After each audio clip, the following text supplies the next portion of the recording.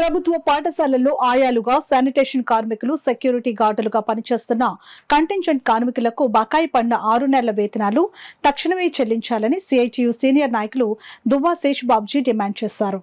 సోమవారం కలెక్టర్ కార్యాలయం ఎదుట సిఐటియు ఆధ్వర్యంలో ప్రభుత్వ పాఠశాలల్లో పనిచేస్తున్న ఆయాలు ధర్నా నిర్వహించారు.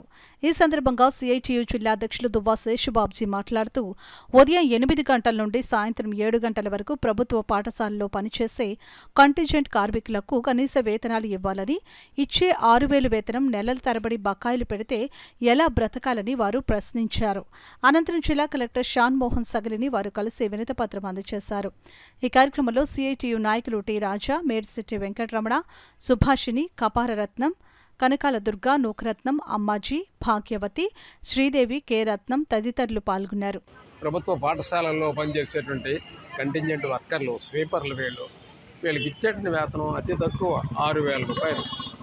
6,000 రూపాయల వేతనం పేదరిక నిర్మూలన ప్రణాళిక ఒకదానికి ఏమన్నా సరిపోతుందా చెప్పండి? ఈ 6,000 రూపాయలు 6 నెలల పాటు బకాయి. ఇంకేంటి పేదరిక నిర్మూలన? వీళ్ళు పనిచేసేది స్వీపర్ పని చేస్తారు, కాస్త మంచినీళ్ళు పెడతారు, వేస్తానికి ఏదో సహకారం ఇస్తారు.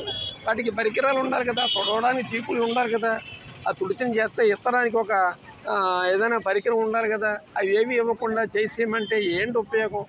అందుకని ప్రభుత్వం తక్షణమే ఈ ఏర్పాట్లు చేయాలని చెప్పుకోవాలి. ఇంకా గౌరవనీయ ముఖ్యమంత్రి గారు దృష్టిలో పెట్టుకోవాలి. మా జిల్లా నుంచి ప్రత్యేకంగా ఒక డిప్యూటీ సీఎం గారు ఉన్నారు. వారిని కూడా ఇటువైపు ఒక దృష్టి పెట్టి ఈ జిల్లాలోనే సమస్యల పరిష్కారాన్ని ఆయన ఒక ప్రయత్నం చేయాలని చెప్పుకోవాలి.